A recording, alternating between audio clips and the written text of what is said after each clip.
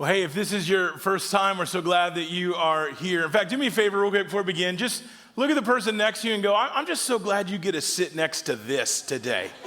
So good. What a gift. It's like you already won, right? And man, we are so glad that you're here, especially if this is your first time, maybe first time in a long time. Man, we know there's a lot of stuff that competes for our time and attention, and for you to choose to be here, to prioritize being in God's house, it means a lot. And man, we believe that God's going to use today to bless your heart in a really unique and a special way. You know, the mission of Heritage Church is pretty simple. In fact, I would probably argue it should be the mission of every single church, and it's simply this: to help people find and follow Jesus. That is why the church exists, to not just help people become followers of Christ and become even better, but also to reach new people to find followers of Christ. And the vision, which is how we accomplish our mission at Heritage Church, is that we want to fulfill the Great Commission, where Jesus commands the church to go into all the world. You got to go. You got to take the gospel and the message of Jesus into all the world, and you share it, and you make disciples, and you help them continue the path. And that is the Great Commission. And our vision is to fulfill the Great Commission as a church. And we do that by helping people engage in the life and the mission of Heritage Church. And so I just want to kind of lend my voice to something Pastor Matt said just a couple of minutes ago. Our things like Fall Bash or Family Movie Night or Sisterhood Circles or our Brotherhoods events or our youth events, things like that, those are not just designed for those who already call themselves Christians and go to this church. While we think that's a great way to be a part of a faith community and to be a blessing and have some enjoyable times together, it is a missional decision that we make as a church. That when we create an event like Fall Bash, it's not just for you, it's for our community, and it's for your neighbors and your friends, and they are some of the easiest ways to introduce them to a faith community, to say, hey, I want you to come and hang out with me in my church, just see what we're doing, it's gonna be a great time, and hopefully they come and they have a great experience, and they go, hey, I've been missing this, I want this in my life. No matter anything we do, even when it comes to Sunday mornings, everything we do in this church is designed for people who don't yet know Jesus in mind. And would this be something that you would leave this place and go, man, I have someone in my life who doesn't know Jesus, and I want to invite them to experience God through the ministry of Heritage Church. That's the ultimate win for us. When you come on a Sunday and when you bring someone who doesn't know Jesus and they're a friend of yours that you care about and you've been praying for a long time, and when that friend leaves and says, man, I loved it, I would bring my friend to come. That's when we begin to multiply the ministry of the church. You see, it's not my job to just grow this church. It's our job as a church to fulfill the Great Commission. And that's you and that's me. And when we do that, we exponentially grow the kingdom. And that is the heart behind all these things. And so when you hear announcements, I want you to definitely make some plans, plan to be there, prioritize it. But when you have a missional mindset to say, all right, this isn't just for me, or man, I got 5 different Halloween parties I can choose from. Like, I totally get it. This one's different. This one is designed with you to go with a mission to say, I got some people that I know and I love, and I want them to come and experience what faith community could be like, so that they go, man, I need more of this in my life. And so as we have these events coming up, in fact, tonight there's another one. We have our family movie night, and there's a bunch of people already signed up to come, and it's great. This is an awesome opportunity. Send a text to a friend going, hey, we're doing a family movie night. It's just hanging out, spending some time with our kids, and it's going to be a lot of fun. Do you want to come with me? I'm going, and hang out with them tonight, or our Fall Bash, or whatever it is. Have that mindset to go, man, I want to fulfill the Great Commission. That's why we do what we do as a church, all right?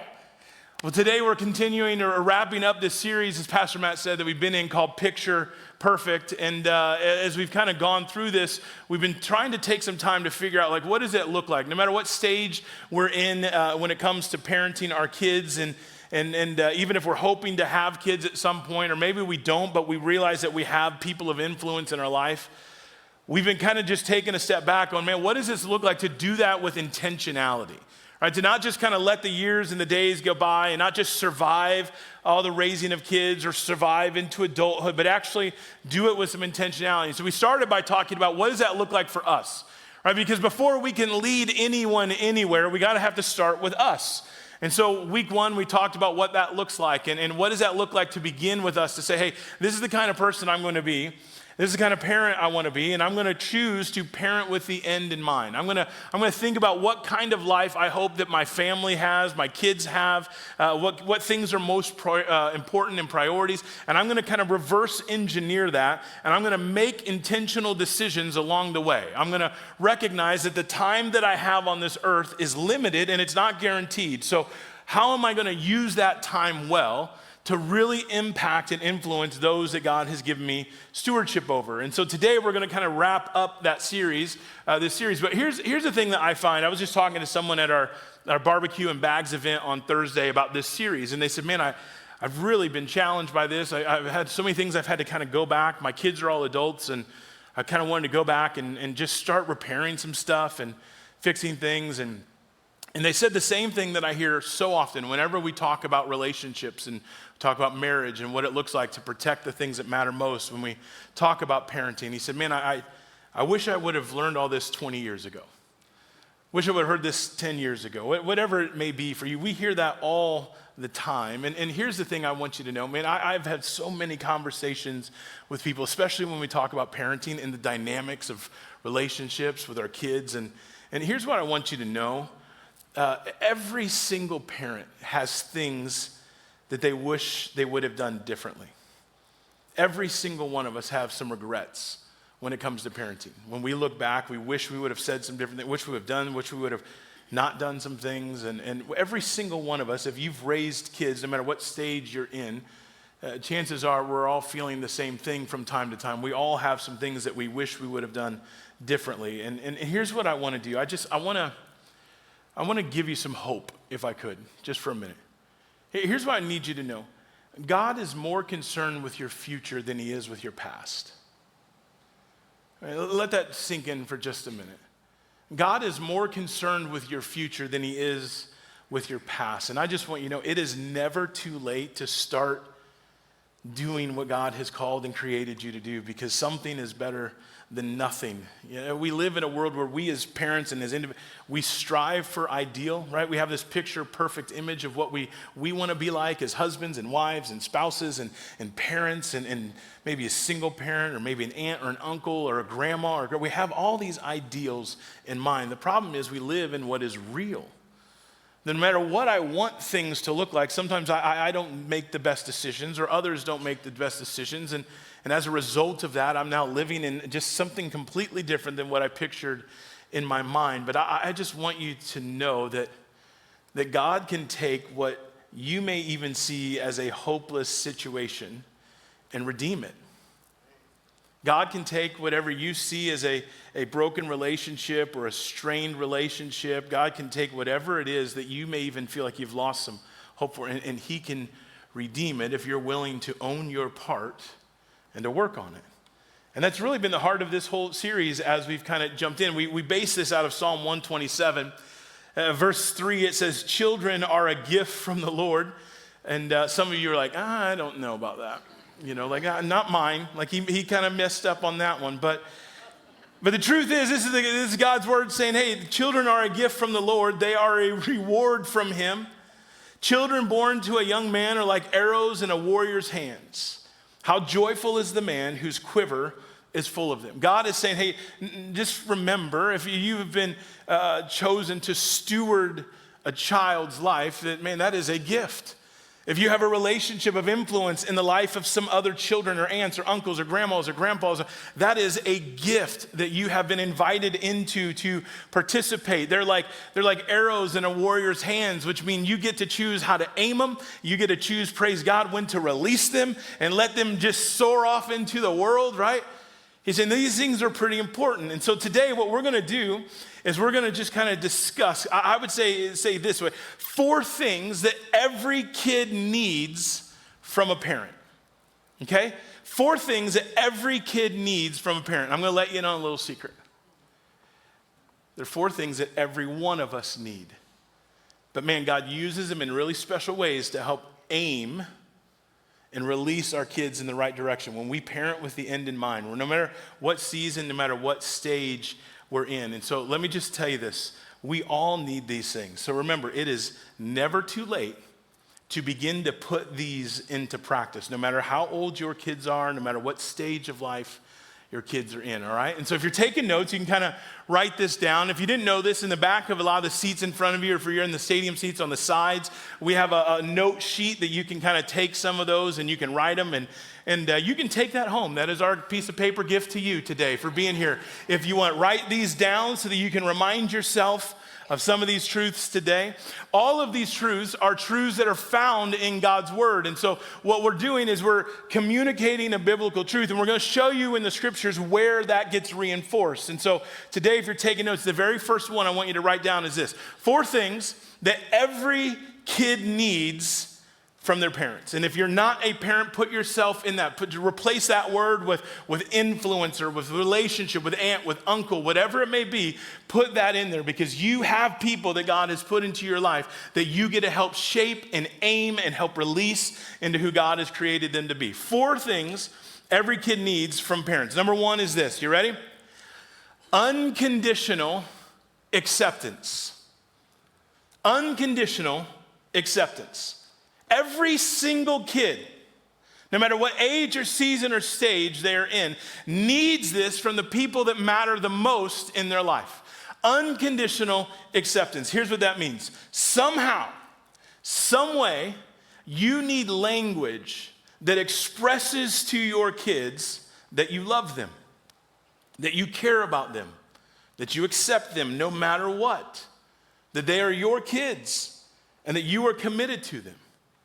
And never underestimate how important your love and your verbalized affection and acceptance to your kids are.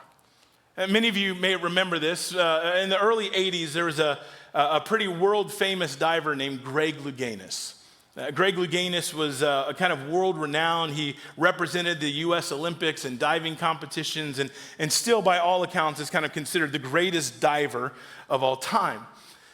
Some of you are probably old enough, you remember this, maybe even watched this, but in the 88 Summer Olympics in Seoul, Korea, there was this moment where he had a pretty challenging experience.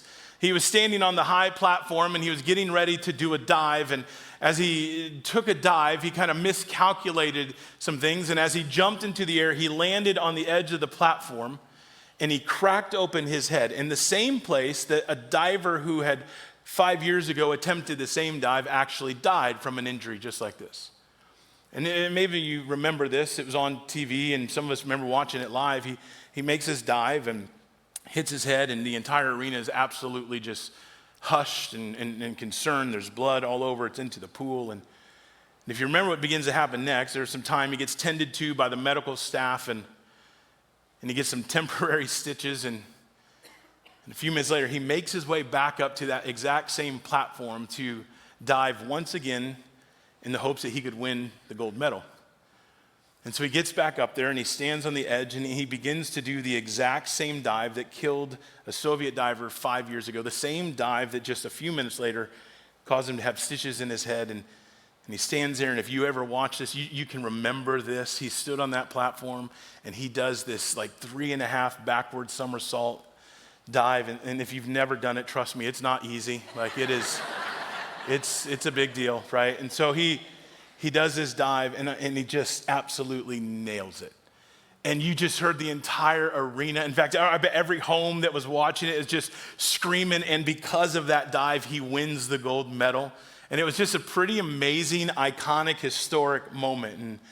And after the Olympics were all done, Greg, he makes his way back to Los Angeles where he lives. And as you can imagine, the moment he gets stateside, he is consumed with TV shows and reporters trying to get into his head. And there's this one moment that was captured on tape. And this reporter kind of came to him and said, Greg, what was going through your mind when you were preparing for that final dive, right? And they were probably thinking, he's going to talk about the pressure of the moment, like how to overcome his nerves, or he's probably thinking maybe he was already afraid and thinking about what happened last time or what happened a few years back. And they said, Greg, what was going through your mind when you competed in that last dive? And his answer was phenomenal. He just simply said, I was thinking that no matter what happens, my mom will still love me. And many of you may even remember seeing these moments captured on TV. And as he began to explain, he recalled a moment when he was 11 years old. And he was at what he would consider a pretty important meet for that age, and he was super frustrated, disappointed in his performance, and was just getting angry at himself and feel like he wasn't doing a good enough job, feeling like his entire future was riding on this moment and he was screwing it up. And he recalls this moment where his mom, Frances, pulls him to the side and says, "Greg, I did not come to see you win. I came to see you dive. And I love you no matter what." And that unconditional love carried him to 43 national diving titles and 4 Olympic gold medals. See, friends, never underestimate how important your love and your acceptance in the life of your kids are. Now, here's the challenge. The challenge for most of us as parents is not that we don't believe that, right? We know unconditional love is important, right? The challenge is not that we don't believe it. It's that we don't consistently express it. You see, I think it's often in the heat of parenting, it's often in those overwhelming or probably even frustrating moments and seasons of life. Those are actually the most important moments in our life and in the life of our kids, no matter what age they are, to kind of pull them close and remind them that there is nothing that you could ever do that would change the way that I feel about you. That I will love you always, no matter what. And see, here's the thing we have to remember, and this is often hard. If you're a parent, you know what this is, but this love that we're talking about is not based on behavior, right? Which is really hard. But if you're a parent, you understand. There are certainly some seasons of parenting where you want to look your child in the eyes and say, "Man, I just want you to know I love you, but I don't like you right now." Right? And I'm sure there are times when my kids want to look me in the eye and go, "Daddy, I love you, but I really don't like you right now." Right? And so here's what we have to remember in these moments. We need our kids to understand that their behavior does not equate to how we think about them. And so we have to go out of our way to show and to tell our kids that, hey, I just need you to know that my love for you, my acceptance for you is not based on what you've done, but it's based ultimately in who you belong to. You see, that's what Romans chapter 5 tells us. It says that God showed us his great love for us by sending Christ to die for us. Now look what it says. While we were still sinners. This is the most beautiful thing about the gospel. The good news is that you can't earn it. You can't get yourself into the right place until you're now worthy of the affection of God. In fact, the only way you can get your heart to a place where it is one with God is because of God's sacrifice. The Bible says that God loved you, that God made plans for you, that God sacrificed for you while you were still a sinner. God didn't say, hey, once your behavior catches up, then I'm going to bless you and I'm going to reward you. And so this is what we have to remember. Even as parents, we have to understand this, that God accepted us into his family. God never changes how he thinks about us, even though our behavior doesn't always line up with God's ways. No, God accepts us without condition. And we have to find ways to communicate that to our kids as well. Hey, listen, this is what God has done for me. And this is the reason why I do this for you. See, that is the grace of God that says you don't have to get cleaned up before I love you. I love you no matter what. I accept you no matter what. But the truth of God says I love you so much, I'm not going to leave you that way. I have a purpose and I have a plan and my ways are better than your ways. And trust me, man, I can take care of your heart if you follow after me. Right? God is full of grace and God is full of truth.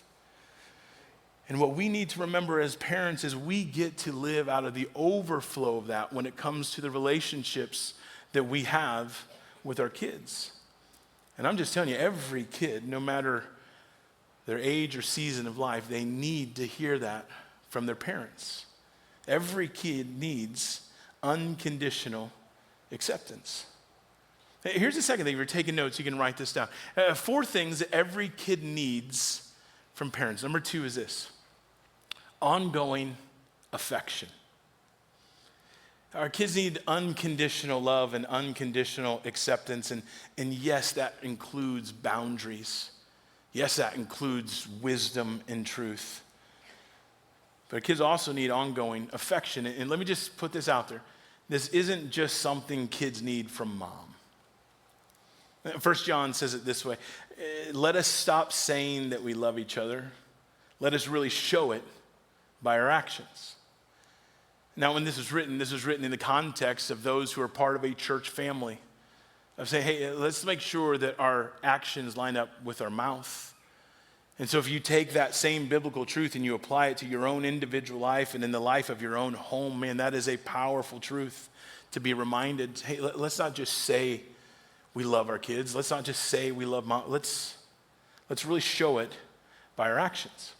You see, this idea of affection is something that emotionally healthy kids have in common. In fact, social scientists who have studied the growth of kids and into adulthood and beyond, generation after generation, have kind of all reduced this down to the same thing, that when you find emotionally healthy adults, it's because they were actually pretty loved on and cared for and had emotional and appropriate affection given to them when they were younger, and that didn't stop. The older they got, that love and that affection had continued to be there. In fact, social scientists refer to it that when you're kind of hardwired as a child, you're kind of hardwired with this need. They call it a skin hunger, which is kind of gross. But it's this idea that we need interaction, we need affection, right? You ever seen an 8-year-old wrestle with another 8-year-old kid, right? They can't sit still. They can't keep their hands to themselves. Like they're constantly all over each other, tackling each other and just always going crazy, right? Now, an 8-year-old kid doesn't have the emotional intelligence to say, you know what I really crave is just some skin hunger. And so I just need that kind of physical connection right? Which is why the best thing you can do with an 8-year-old kid is put him in a headlock and drag him through the house, right? They soak that up, right? Because hardwired is he needs connection, he needs affection, he needs that kind of physical interaction when he goes through it. And that's not just true of humans. You just watch the animal world, right? You see, this is why lion cubs wrestle and fight with their dad, and for a second they think they're winning. Right? And the dad just kind of plays around with them. Me and my son have wrestled for as long as I can remember, up until yesterday. We're wrestling, and now we're at the stage where I'm going, no, okay, stop. You win. Right? But there is this craving inside of every one of us that we need this ongoing physical connection. We need this taking place, and that doesn't change, right? As your kids grow up, and maybe your parents of preteens and teenagers like we are. Man, this is a really important season for you to be that kind of parent for them, because when puberty hits, most parents back off, right? Because that's when our kids start acting like different. They just start acting a little different. And you go, wow, there's something, right? And so we just kind of go, all right, give them a wide berth, clear the room, she's coming through. But that's why one of the greatest things that they need in that season of life is our ongoing affection, because that is also a season where they're facing some of their biggest insecurities, some of their biggest fears, and some of their biggest emotional discussions that are going on in their own heart and their mind. And it also, unfortunately, happens to be the same season that parents tend to dish it out less. And in reality, that's when we need to move in more. That's why my 14-year-old, my 16-year-old needs affection now more than ever. And they're going to kick and they're going to scream 1 minute about it. And then you blink and they're going to crave it in the next. There's not going to be any rhyme or reason to what they need. They just need it, because hardwired into our DNA is a desire for affection. Right? And here's the thing I need us to understand. It has to be fed in appropriate ways, because if it isn't, we settle for inappropriate affection, and we start to become emotionally distant from other people. Right, men, let me just talk for us for a second. Listen, if you can't show proper physical and emotional affection to your kids, they will suffer. Statistics reveal that unaffectionate dads produce sons and daughters who don't know how to express themselves emotionally, and often who seek it out somewhere else if that affection is absent. Women, affection may come a little bit easier to you. May always seem like that's kind of mom's job. That's what she does. She's the one who always kisses the boo-boos. She's the one who gives hugs. She's the empathetic one. And so that's kind of her job. But women, even for you, affection may come easier for you. But it is important for you to understand and demonstrate proper affection with each stage of your kid's life, right? If you're still wiping noses and gently rubbing your kid's back to help them wake up when they're 17 years old, listen, your love is deep, but you aren't loving them well in that stage that they're on and they're in. And so I just remember when I became a parent, me and my wife, we decided pretty early on that I was going to be affection on steroids when it came to our kids. And it was completely opposite of how I was raised.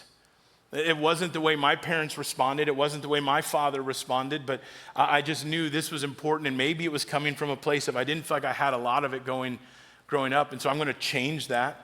A lot of us, we tend to go in one of two directions. We look at what we had or didn't have as a parent, and if we had it, sometimes we duplicate it. If we had too much, sometimes we avoid it, but I just made the decision, man, we're going to be this way, and it was completely different than how I was raised. And let me just tell you, man, honestly, I've done a lot of things wrong as a parent. And honestly, when I look back in the lives of our kids, man, I know we've made a lot of mistakes. But there hasn't been a day that goes by that my kids don't get loads of hugs from their mom and I. And if I don't gross my kids out with my affection towards their mom, then man, I got work to do before the day is over. Right? We just decided really early on that we would be the kind of parents where we want our kids to receive affection from us. And maybe that hasn't been your upbringing. Maybe that hasn't been how you have parented. But listen, let me just tell you, if you push those opportunities away to be affectionate, you push your children away. The kids who don't get proper affection have a tendency to seek it out in other arenas. And unfortunately, our culture has got quite a lot of opportunities for kids to get physical affection that are not healthy. And so it's really important for us. And you may be sitting there going, yeah, it's just never been our thing. We're fine. That's not a big deal. Never underestimate the importance of your words and your affection when it comes to your kids. And you may not have been that way, but it doesn't mean you can't become that way. It doesn't mean you can't start today to go, you know what, I'm going to fix that. I'm going to figure out how to get past that weird, awkward barrier, right? Where I go up and I'm going to give my kid a hug, and even my kid's going, whoa, what are you doing, Dad? Right? It's an opportunity to go, you know what, hey, I just want you to know how much I love you and I care for you. And I promise they may push back, they may find it awkward, but then they walk away going, man, I needed that. I didn't even know how much I needed that. And they may not be able to express it in the right ways at that moment in time, but man, it is valuable, more valuable than you can imagine. Romans chapter 12 says, love each other with genuine affection and take delight in honoring each other. Listen, I can't think of another relationship where this applies more than with your own family. And here's what I just want you to know. This is something that you can begin to do this afternoon. Right? Why wait? Make it a goal to give your daughter a hug every single day. Make it a goal. If you have kids in this age, make it a goal to put your son in a headlock every single day. If your kids are a little bit older, make a phone call. Send a text. Why wait? You can put this in, you can apply it right now when it comes to the relationship that you have with your kids. I don't even care if you have a strained or broken relationship. Maybe the reason that you're here this morning is because God said, this is how we start to repair it. The miracle that you were waiting for, the magical thing that would take place and everything was better, maybe it begins by you taking the first step. Wait. Don't wait. Every kid, no matter their age or season of life, they need that from their parents. Unconditional acceptance, ongoing affection. Here's number 3. 4 things that every kid needs from their parents. Number 3 is this: genuine fun. All kids need this from parents and caring adults in their life. You go, well, why fun? Well, here's part of the reason why. Because this is the most stressed out generation that the world has ever known. We live in a really fast-paced society, and let's be honest, in this area and the culture that we live in, we live with a lot of high capacity, people who have done well in their education, who have done well in their careers, and we as parents, we are driven, and we want that for our kids to be driven, and we want our kids to be productive, we want our kids to perform at a high level, and for some of us insecure parents, We feel like the better our kids perform, the better we feel about ourselves. And so we unknowingly build up all this pressure on our kids so that we can feel good about ourselves. But the truth is that kids have a lot of pressure on them. You and I, if you've grown up and you're over a certain age, we didn't have to deal with social media. We didn't have to deal with the internet in the same ways that we do now. We have a billion different things that we compare our lives to today that we never had to comprehend or think about before. And that breeds insecurity. Even us as adults, we tend to look at social media and we compare the everyday moments of our lives to the posted highlight reels of everybody else. And we come back and go, man, my life's terrible. I don't have as much as they have. They just seem to have such a better life, a better marriage, better kids. Man, they just seem to have so much more. Look how perfect they are in the pictures. And so let me just encourage you. We live with a pressure today that we've never experienced in human history. And it is amplified in the life of our kids because our kids, that's all they've ever known. You and I may have a frame of reference to go, yeah, it wasn't like that when I grew up. But our kids, that's all they've ever known. And so for us to understand that and to realize that that puts a tremendous amount of pressure. And I'm telling you, I may understand this, I just don't do it very well. Even just yesterday, I was foolish in a comment.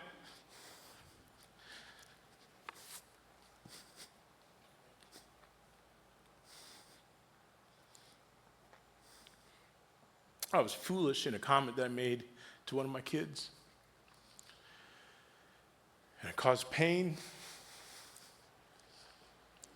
And you know how I responded?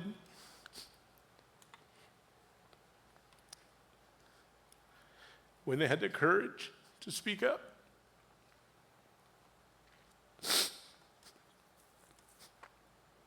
Sorry. You know how I responded? I got more defensive.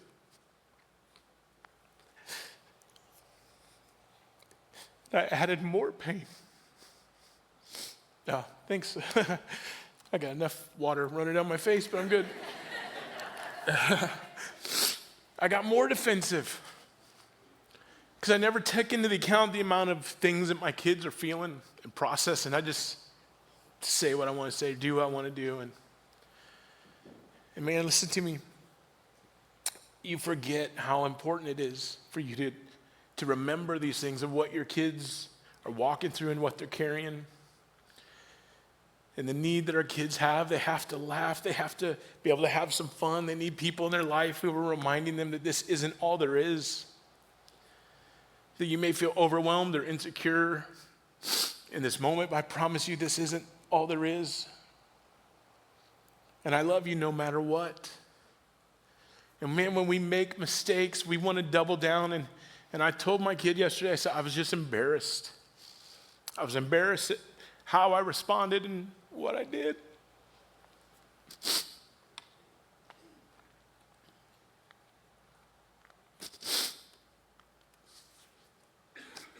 Sorry, it's not even in my notes. I don't even know why I'm saying this to you. And as time goes by, a few minutes later, I have to go back and I have to repair. I have to try. Got to fix some stuff. I got to admit I was wrong. Got to ask for forgiveness. And I wish I could tell you that I do it perfect every time, but I don't. And so, man, when we talk about regret, we talk about mistakes. I get it. So what I'm sharing today is not from a place of perfection. It's just from a place of biblical truth that all of us need, that we can get better at and we can grow. And this is what the Bible says, man, it is good for your heart to not have to carry so much hurt and pain and overwhelmed feelings and stressed out feelings. Like, it is good. Your heart needs this. Proverbs 17 says a cheerful heart is good medicine, but a broken spirit, man, that saps a person's strength. I love what it says, Proverbs 15, a glad heart makes a happy face. See, here's the thing. I believe that even though the circumstances of our life, and maybe just not even our personality sometimes lends itself, like some of us, man, we're just hardwired. We're just more serious than other people, or we take things in a different way, or other people, we're just being lighthearted comes a little bit easier to us. But here's the thing we have to remember. I honestly believe that those of us who have aligned ourselves with the person of Jesus should be the ones modeling the most fun. I think those of us who have aligned ourselves with the person of Jesus should be the ones modeling the most fun. But for some reason, some Christians in particular believe that you have to be serious all the time. Because when you're being serious, that's when you're deep and that's when you're spiritually mature. And let me just tell you this, I want you to know this. I'm sure by now you have figured this out, but I want you to know that as a church, we value fun. Right? We take Jesus really seriously, but we don't take ourselves or each other that seriously. Right? And some of you, that may be different than the church that you grew up in. You grew up in a church where you never laughed. Right? Where smiling was described, where a grimace was actually preferred. And they're like, oh, there you go. That's the real pious ones. That's what we need. Right? And for some of you, maybe that shaped not only your view of church, but maybe even shaped your view of God. And here's what I'd say. I bet even for some of you, that's the God that you've been running from. And I have to believe that Jesus himself laughed. Right now, there's no Bible verse to back that up, right? There wasn't like a moment where Jesus was like, hey, listen to these two rabbis and the Pharisee walk into this, right? There's no verse where Jesus was telling a joke, but the Bible does tell us that Jesus was wired in that way, fully human, and that he experienced the things that we've experienced. And guess what? Humans laugh, right? Think about it. Jesus, he did life with his best friends all the time. 13 friends, they went camping all the time. You can't tell me there wasn't a few pull my finger moments with Jesus and the disciples, right? 13 dudes just hanging out, going camping all the time. I guarantee you there's some are like, no, Jesus would never say that. Jesus would never, you're right. He would probably say like, wow, Peter, you maketh me laugh. I nearly snorteth my goat milk because of thine humor, right? You're thinking that's more of what Jesus would do, right? If Jesus never laughed and had fun, then I think that's a pretty warped view of God. So let me just say, it is okay to get down and play with your kids. It is okay to be silly with your kids. It is okay to take the pressure off. It is okay to find ways to say, hey, let's just kind of breathe some life into the moment. Let's find ways to just go hang out and have fun. See, mom and dad, listen, from an early age, you are the most influential reflection of what God is like in the life of your kids. And so I wonder, do they view God as angry? Or do they know that he delights in them? That he doesn't just love them, but he actually likes them. That he wants to hang out, he wants to spend time, and that his kids want to go find him. When was the last time someone snorted around the dinner table because they were laughing so hard? Listen, if you can't remember, then maybe it's time to lighten up and have some fun together as a family. Because here's what we know, every single kid, no matter what stage or season of life they're in, they need this from their parents. Here's the last thing. We'll close with this today. 4 things that every kid needs from their parents. Last one is this. Consistent presence. We need unconditional acceptance. We need ongoing affection. We need to have some genuine fun. But man, if there is a priority that is probably lifted above all others, it's this one here. Our kids need your presence. And here's the thing. I know this feels hard to hear sometimes because if you're anything like me, we already feel overwhelmed with how much there is to do and how little time there is to do it.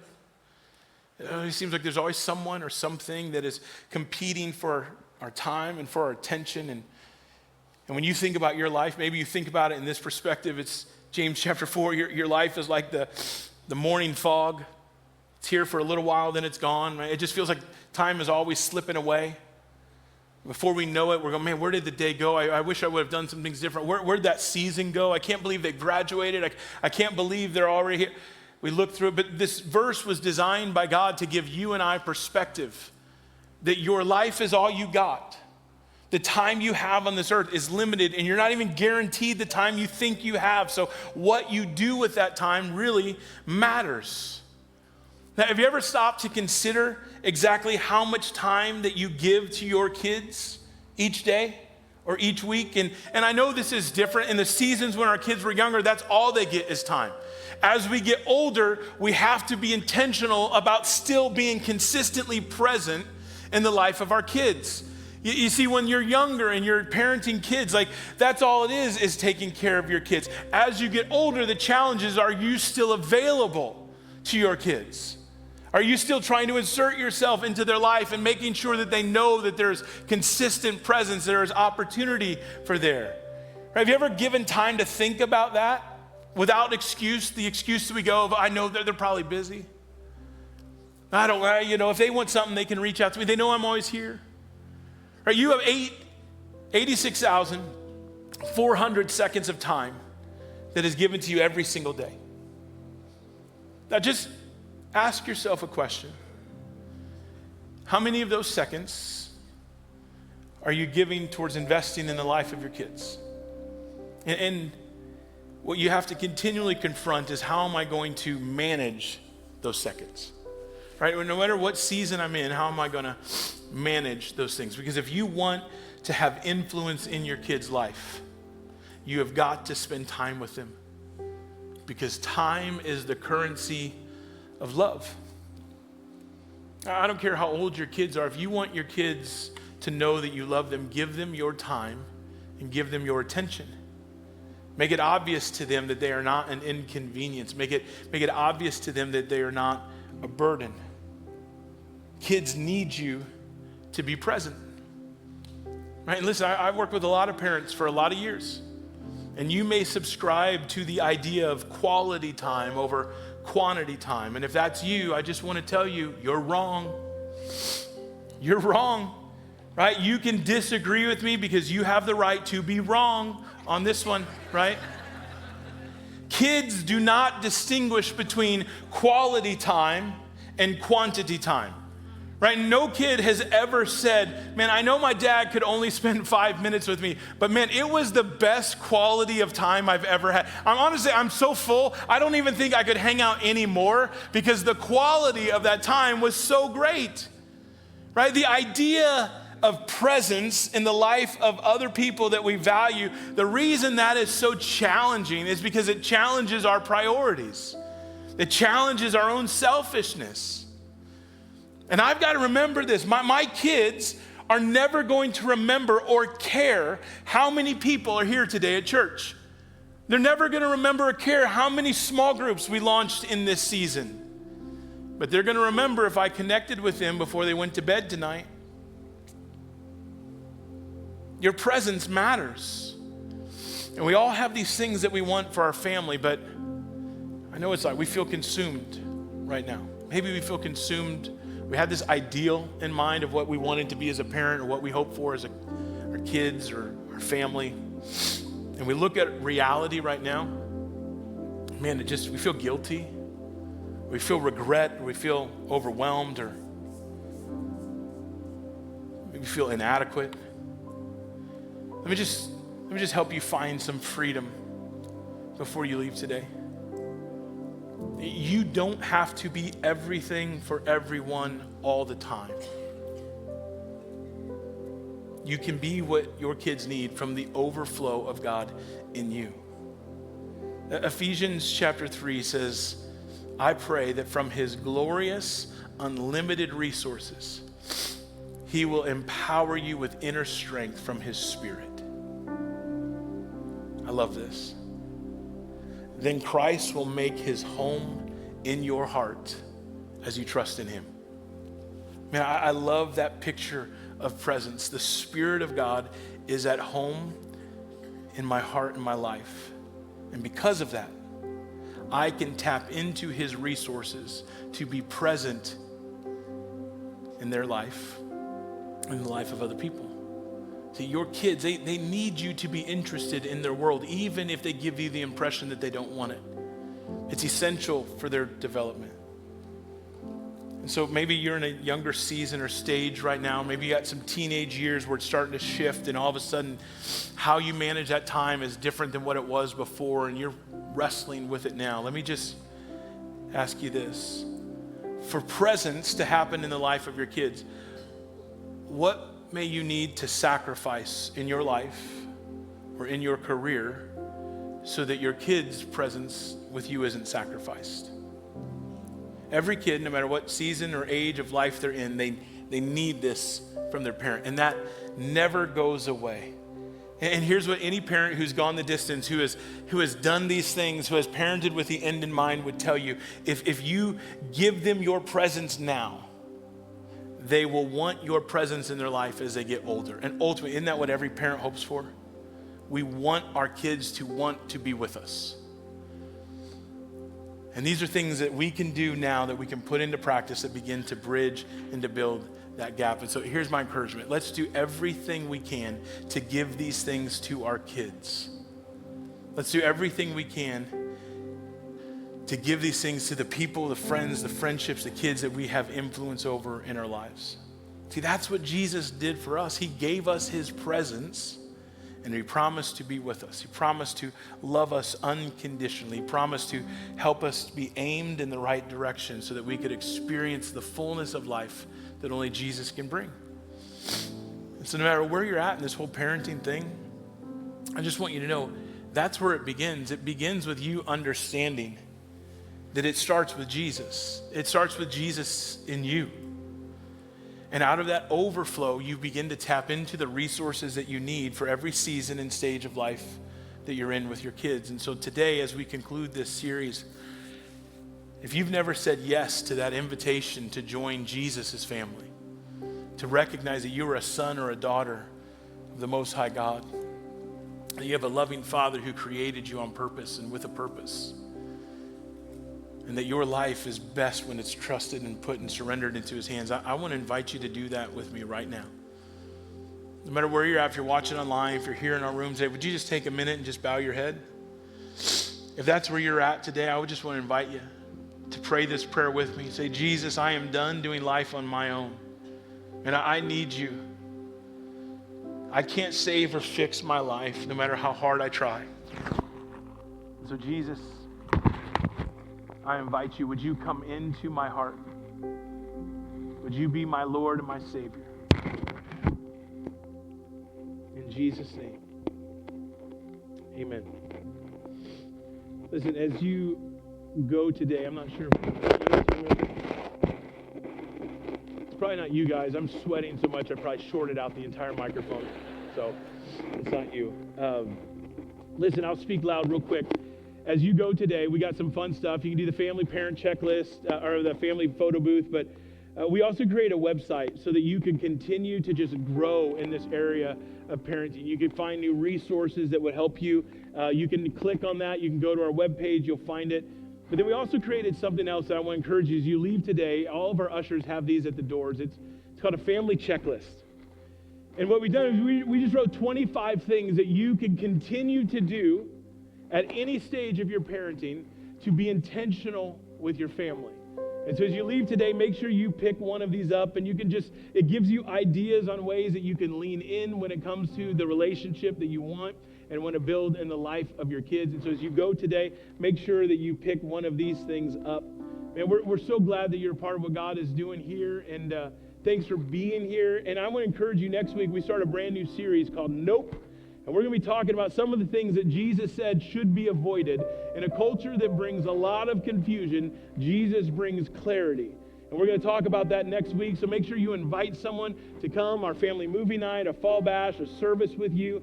Come and experience some things that God has for them to experience as you go today. We love you. God bless you. We'll see you next week.